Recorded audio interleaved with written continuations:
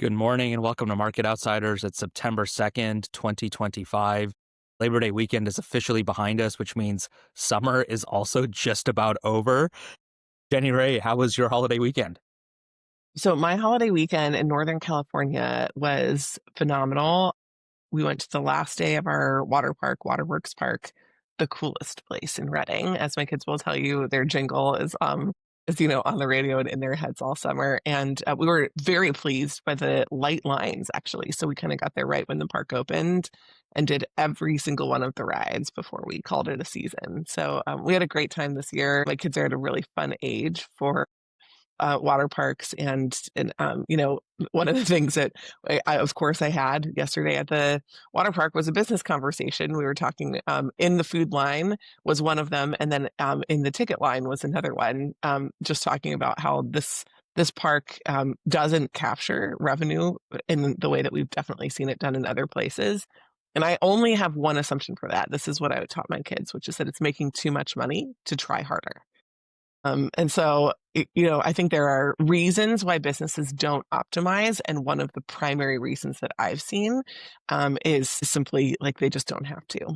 So it's Satisfying. possible, yeah, it's possible that they're just not great managers, or it's a business that is, family owned in the fourth generation and nobody cares about it. It's possible that like there are other reasons for it, but that's been, in my experience, one of the primary reasons why like you don't try harder to like get meals out faster or charge more for like their hamburger was $7.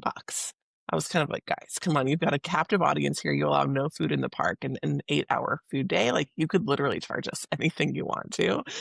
They don't have anybody who's actually in food service. They have like teenage lifeguards like serving the food, and you're just like, okay, they're not trying that hard. So of course those business conversations came up, ticketing and also in the food service business. So couldn't have avoided it even on a holiday weekend. How about you, Naman?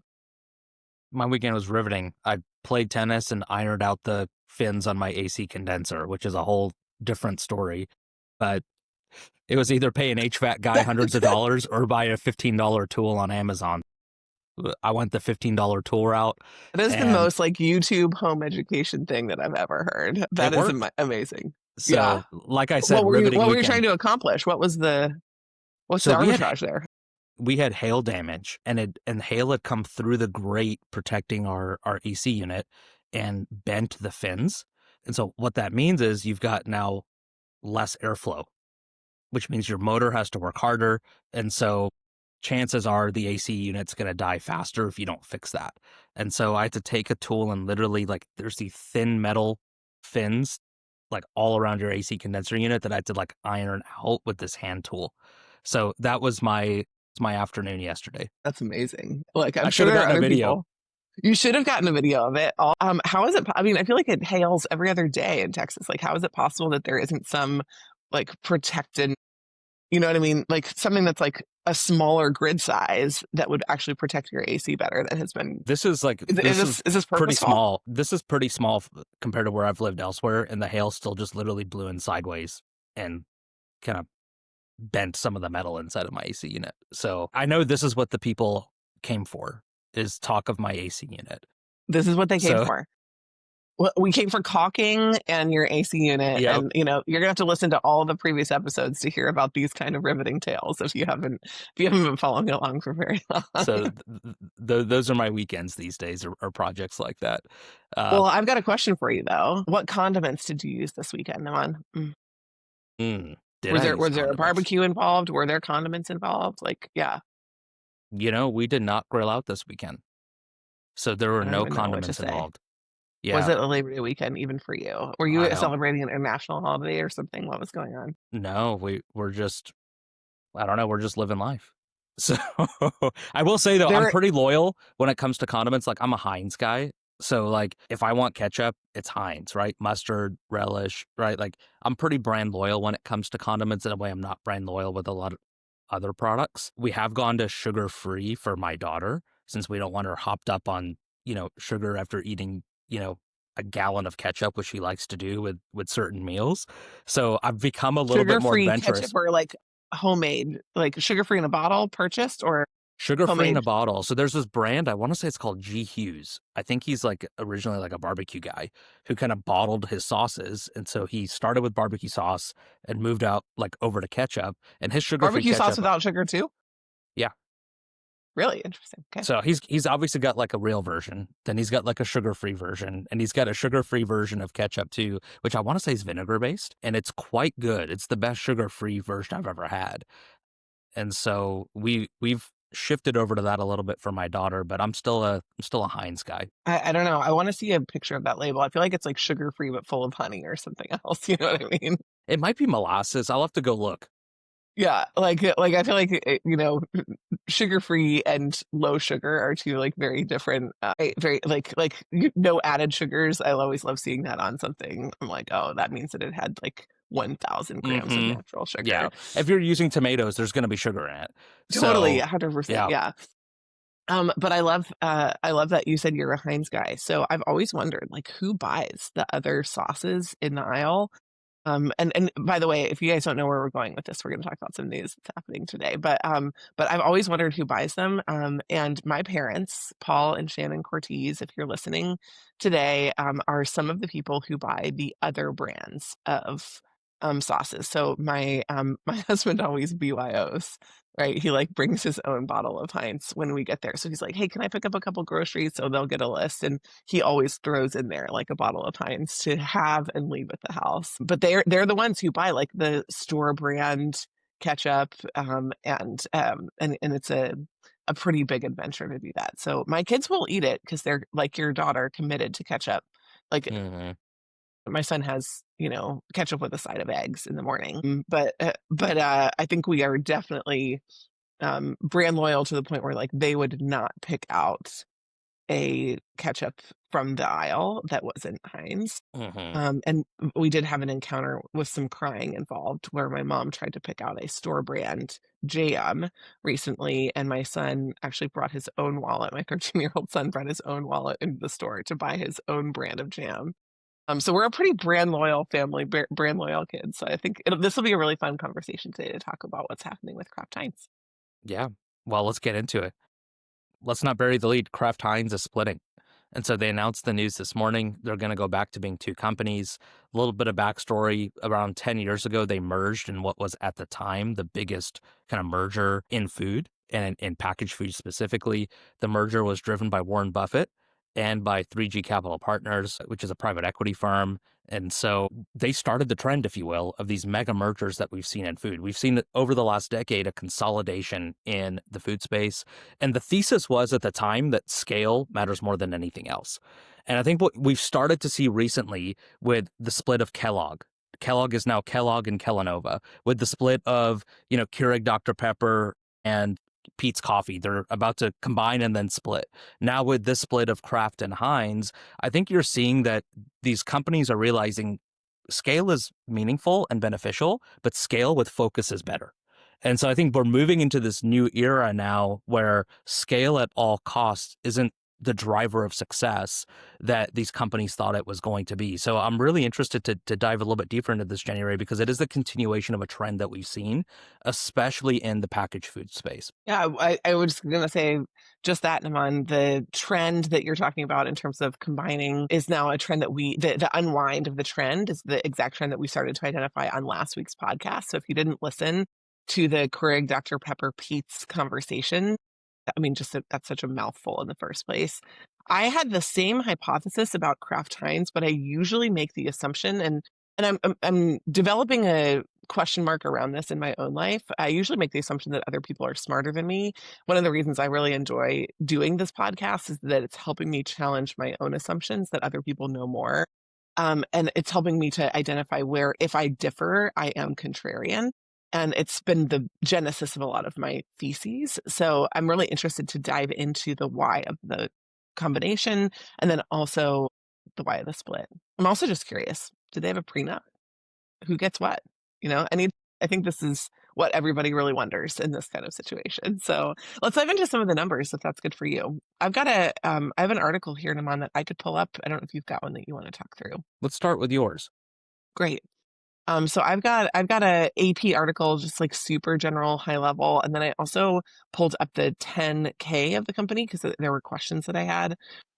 So here's it, right? The headline: Kraft Heinz to split a decade after mega food merger. Kraft Heinz at the time was the largest merger that. So if we kind of like look back at the history, right? The path, as you mentioned, began in 2013 when Warren Buffett, and not just Warren Buffett, but obviously his entire company, Berkshire Hathaway, teamed up with Brazilian investment firm 3G Capital. 3G was a very large hiring presence at Columbia Business School when I was there, to buy H.J. Heinz and Company. And Heinz, as far as I know, that was the first sale of Heinz, right? It was like up until that point, a very kind of like independently managed business. And at the time, the $23 billion deal was the most expensive ever in the food industry. Um, you also will see here that this was not the first time that 3G had done this. Restaurant Brands International, RBI, was Burger King, Tim Hortons, and Popeyes. And then also Anheuser-Busch InBev. By the way, I went into a Burger King this weekend, Amon. Their prices were super low, their value was super high, and there was absolutely no one there. Like I would love to do a deep dive on the development of Burger King under RBI because I think that there would be a lot to talk about. I was standing there like I would totally come back here, but I don't know how it took me so long to get into one of these places. Like there should have been something somewhere, right, to drive a family like mine who is busy on the go, has a bunch of kids, like and doesn't we consume fast food, right? So like it wasn't the only place where we're gonna gone separate conversation now. But I think this is one of the highlights because one of the places where I'd like to talk about this is like what is the time for this, right? RBI is known for strict cost controls and zero-based budgeting, which requires expenses to be justified each quarter. I just want to mention at the very beginning, I think that this was an interesting marriage, and I don't think that necessarily the marriage is splitting up because the partners were wrong, but I'll just say here, I think the partners were wrong. Warren Buffett is famed for his focus on completely leaving a business alone, right? So he plays basically no active management role, installs no personnel, takes a seat on the board, yes, but doesn't actually like get involved with active management of the business. 3G is the exact opposite. Like they're the CEO, the CFO, like everyone who operates inside the business is a part of the PE company to start with, and then they raise up people through the business that also transfer over to the PE company. So they are very integrated operating models in that, which is very much in contrast to the Berkshire operating model. And I kind of wondered if this was like one of the first times that Buffett was like, look, I don't know I don't know if I can play in like the new day, and I need somebody who's more active. But I'm not sure if you look at the actual returns of what's happened in this business, if that was the right move. And I think that's one of the things that we're seeing acknowledged here with the split. I'll just quickly say, January as well. Does fault lie with the management team? I'm sure it does, right? Like Kraft Heinz has underperformed both on business metrics and also underperformed the market pretty significantly. Not just like the broader S&P 500, but also like the kind of packaged food company index that you would find inside the S&P. So against its peer set, it's underperformed as well in terms of returning capital to shareholders. I'll just say though, I think that this deal was just really bad timing, and what these players could not have seen as they looked into the future is like the rise of disruptor and challenger brands. So like right around this time, like you started seeing like direct to consumer, like packaged food brands really arising on the scene and starting to take share. You started to see those brands bring incredible innovation to the space. And at the same time, you are building like this mega company that moves slower, that is focused on cost cutting instead of innovation. And it was just like the worst timing for this kind of move. And so I think a lot of when you look back at businesses, when you look back at history, a lot of like success and failure is just a function of timing. And I think this is just poor timing, just based on where the demand was shifting. And, not to make excuses for the management team here, but I think a lot of that was out of their control. Well, if you think about it, I mean, I can imagine having run this model in, back in the day when they were doing the deal, right? This was, as we talked about, pretty early on in the process. And if you go back to this, right, 2013, like at the time, Instagram was very nascent, TikTok didn't exist. I mean, how did you acquire the brand? We've talked about this with other brands, right? Like, and in fact, I think there's one that I want to do soon, which is my one of my question marks is whether or not it's actually even distributed in traditional settings. But the idea of these direct consumer brands, starting with Dollar Shave Club, like I don't know when the origination of Dollar Shave Club was, but these kind of like boxed mail um, programs that then moved on to ecom. Yeah, I mean, like if you are sitting there in 2013, if I would have been building the model for RBI, I would have basically assumed that no disruptor could take our share because we owned the shelf space, right? And there was no way for anybody else to do that. So the only question was, will people still be consuming Kraft products and Heinz products? Yes or no? And if they're not consuming that, like where are they going to get it? There's very few places. And I think they would have assumed that these were businesses with such strong moats. One of Berkshire Hathaway's theses Mhm. that I think, as you mentioned, like if you're in a growing market, but you are not growing, it's because disruptor brands or innovators are taking share in the food business, in grocery. It's nearly impossible to do that at retail first. So You have to the go fact direct that to disruptor consumer. brands, but like you couldn't. I mean, 10 years ago, Mhm. you couldn't go direct to consumer. Like you could do it in a very small setting in a local business, like in Like a Blue Austin, Bottle right? coffee. Correct. You could Yeah. do, but like you couldn't get Blue Bottle into every grocery store in America unless you were with a very large already practiced distributor, and then cost cutting makes sense, right? But yeah, I mean, can you just talk about how you guys acquired a knowledge of or interest in your sugar-free ketchup? Because I think like that's probably a microcosm of the kind of disruption that has hurt these brands. And then you hired somebody to cost cut, which you do if you have a defendable market position, Yes. but you can't if you don't, right? Mhm. So how did you guys do that with the ketchup, and are there I think lessons just to there? synthesize what you were saying, Jenny, right? The old model is if you owned the retailer relationship, you owned the customer. And Correct. the new model is you not only need to own retailer relationships, but you have to own relationships with your customers directly as well. And that I think that's like the fundamental challenge that Kraft Heinz has faced over the last decade. For us, it actually wasn't social media. It was actually premium shelf positioning in the ketchup aisle at our local grocery store.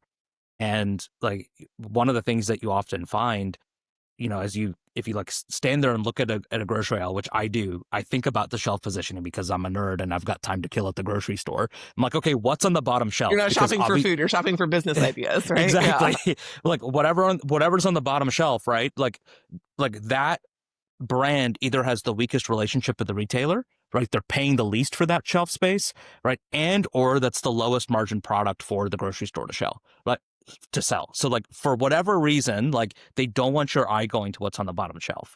And so this sugar-free ketchup that I mentioned at the top of the episode, right, is on the top shelf of the ketchup aisle. So like Heinz is in the middle, and then some of the specialty ketchups are on the top shelf. My guess is because they're the highest margin product in that category for my grocery store to sell. And so that's where it caught our attention. And we were like, you know what, let's go ahead and try it because like I said, our daughter consumes a gallon of this every time she eats it. And so like if we can like get a marginally better health outcome from this ketchup that's not that much more expensive, let's try it. We tried it, it was good. And then that became the new staple. So So for you're us, it not wasn't on social your first media. bottle of this. Like you're We're not now on a our repeat. first bottle. We're now a repeat buyer. But the exposure for us came from the shelf space at the grocery store. Are there other sugar-free ketchups out there? I'm sure I have no idea what they are. Like, are there other like probably even like less established brands that are going direct to consumer that are like Instagram famous? I'm sure they are. I have no idea. I'm not on Instagram. So for me, right, like what got placement at the grocery store actually was paramount in terms of my decision making. So I think that's really interesting because, right, you don't just get placement at a grocery store, and especially not at a chain. And I know this from wine, right? From like trying to sell wine, it's not easy.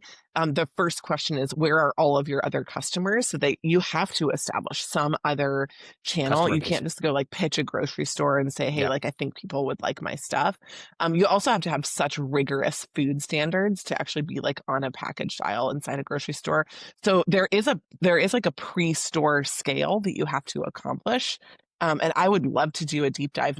Maybe you can find the founder of the business and see if we could bring him onto the pod, because that would be such an interesting episode.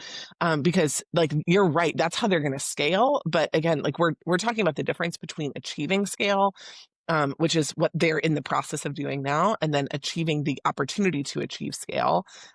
So they had to own some portion of the customer in advance, which before, again, like there was no way to do. So Kraft Heinz would never have ceded that space to an incumbent or to an insurgent brand. Because the insurgent brand wouldn't have had enough to answer the tick list of questions from the grocery store to be positioned on that aisle If at the all, first right? time you're buying something is off a grocery store shelf, you are a late adopter, right? Like, Correct. yeah, Let me just say one more thing. I think this brings up the question of what's going to happen to these businesses afterwards, because the minute that you said we bought this different ketchup, it's sugar free, I was like, oh, lifestyle brand, high margin, also probably faster growing. That seems like a prime acquisition target for hmm Heinz. Right. And so when I think about the future of this business, and in fact, I don't know if it says this in this article. Let me go see if I can go down.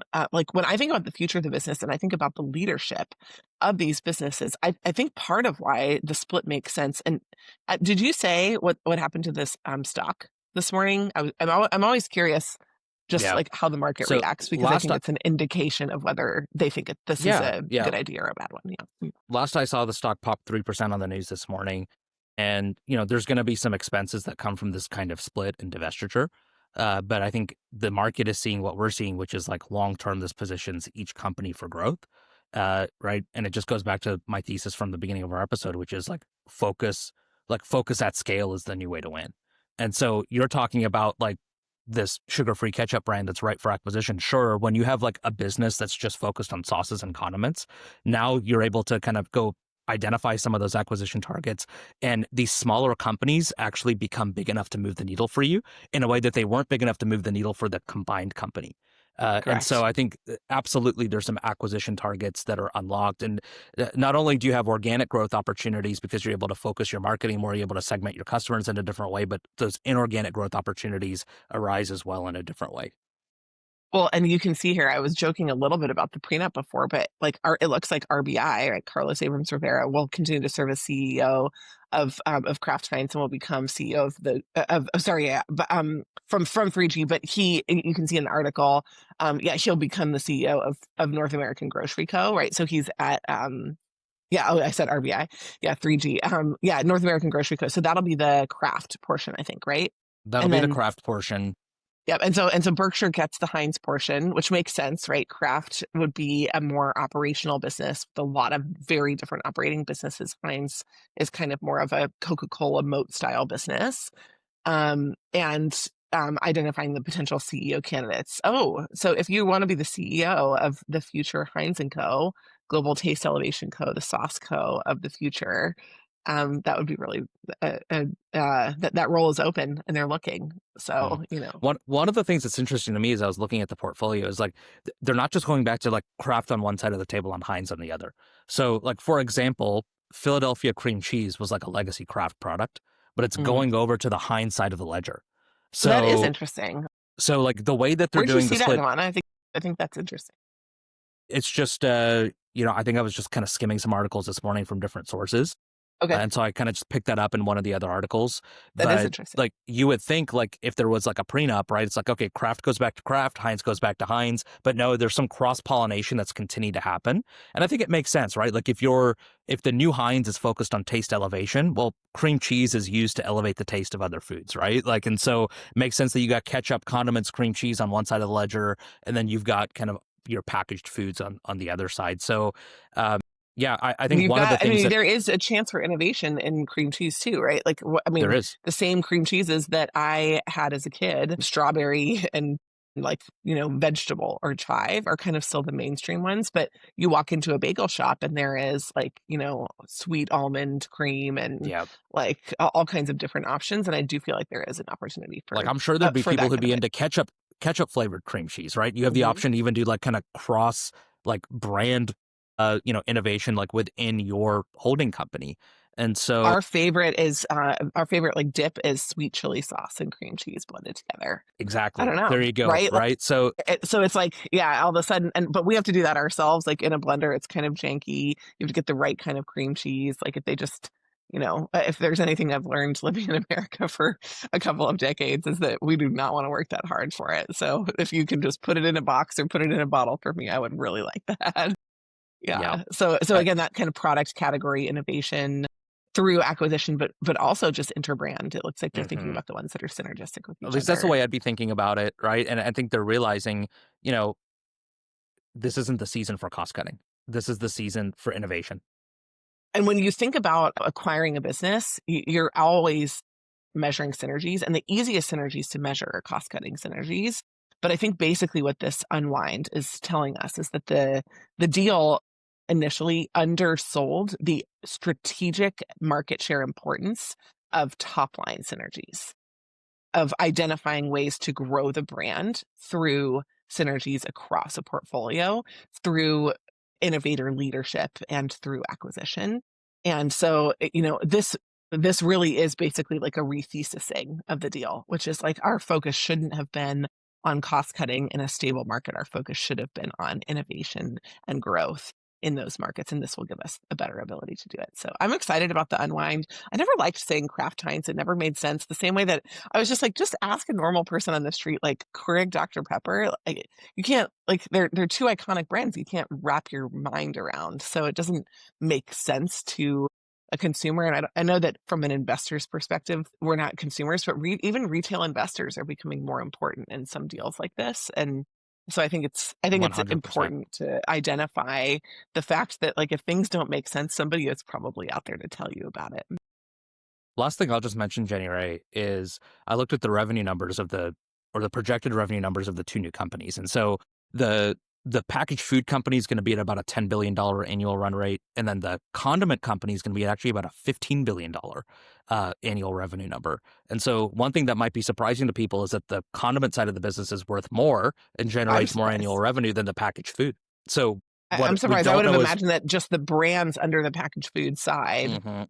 would have and also maybe the growth over there. Also, that's interesting that that Carlos is taking that one because of that. Like, usually you would see the kind of incumbent CEO taking the larger side of the So talk to business. us about a couple of the reasons why he might be taking the smaller business. Well, I think, and by the way, I just pulled up here. We'll link to this in the recording. If you want to actually go get smart on this business, you can't just read the news. You've got to actually look at the filings. So, looking at the 10K from history would be the foundation place if I were doing a competitive analysis and I didn't have access to company data for some of these numbers that Iman and I are talking about. So let's talk about it. I mean, I think number one, if you think that the business has more potential for active management and you're a good active manager, what I mean by that is like a better acquirer, a better like cost disciplined integrator of new businesses, and a better cost manager. If you don't feel like the future is innovation, that's one thing. If you feel like the category is faster growing, that would be another reason to do it, and counter to the one that I potentially just said, or at least symbiotic only in some ways. But if you feel like, hey, like the $10 billion business will become 30, then the current CEO would want to ride that growth curve and drive that growth. So I think it's another acknowledgement that it's a different kind of manager. And I don't know enough about the current manager, but those are a couple of the reasons that I could think of. Did I miss any? No, I think those are the two big ones. I think the third one is just, you know, he has a kind of a background and an expertise in like a particular subsector, and the board has said like this is where we want you, take it or leave it, right? So sometimes like the way that these things are spun is like, hey, I decided to go with this company, when behind the scenes it's like the I board decided told to you leave. like I decided to stay. exactly. The board's like, hey, you get to run this company. Congratulations. It's this or the door, right? And Yeah. so who knows what kind of power struggle took place behind the scenes. Of course, it's going to be spun a certain way for us. But I think that's like the third reason that's been unsaid as to why he'd take one company and perhaps not the other. Like, he could have been shown the door, absolutely. I think it is interesting that they'll keep one of the incumbent managers with the kind of underperformance that they've seen. I'm sure that the expectation is totally new expectations, and they must have believed at some point in his playbook. To the point, it also would be very disruptive to make a split like this and have two entirely new Yeah. CEOs. That's like one of the things that you generally would not want to see inside a business, is that kind of CEO transition. There is a fairly significant amount of data that the cost of replacing the CEO is incredibly expensive, Astronomical. but astronomical. But you'll also see like they are adding cost by doing this. It's one of the unwinds kind of point of the thesis in the beginning was like one CEO is cheaper than two CEOs. That's like one of the most elegant and evident cost cutting strategies is to remove a CEO. So adding one back does mean that they believe that payback on that separate CEO is going to be really significant there. We'll find out. I don't think this is the end of like the divestitures in the food business. We've seen such a wave of consolidation over the last decade and a half. I think that you're going to see other companies start to follow this playbook as well. One of the things that I'm going to be looking for, as I kind of scour the news and some of these earnings calls is who do I think is next? And so I'll do some thinking about that and maybe we'll come back tomorrow and we can make some predictions. But who I'm do you think excited. is next? Let's ask everybody else. Maybe y'all are seeing something that we're not seeing. I'll tell you what, when Kellogg and Kellanova broke up, I was like, that is so dumb. And I was definitely wrong about that. The name was dumb, by the way. Kellanova was a terrible name. I will agree with you on that. But I do think it's really fun to kind of go back to your older theses as well when you were right and when you were wrong, and to kind of clarify your thinking on why your thesis was the right one. And I think there's a lot of opportunity to learn from these. So yeah, if you've got an idea of the next breakup in the food business, we'd love to hear it. If you also think that there is a missed opportunity from a brand that is a disruptor or a challenger brand, we'd also love to hear about that. And we'll work to bring a couple of those onto the pod. These businesses are good businesses. I wouldn't consider them great businesses. They're challenging businesses in a lot of ways, and they're becoming more challenging as competition is opening the door. I still, we're going to stand by software as a service and other like very high margin, high mo businesses kind of almost every day of the week. But I still think there are really significant learnings from these businesses that apply to almost every business on the planet. So it's fun to talk about them. I'm going to go see if anybody needs some eggs in my house with a side of ketchup. With a side of ketchup. Yep. Get them limiting that ketchup down today, rather than ketchup with a side of eggs. Hey, we hope you guys have a great day, and thank you again for listening. Leave us a rating and review wherever you get your podcasts, and we will see you tomorrow for another edition of Market Outsiders.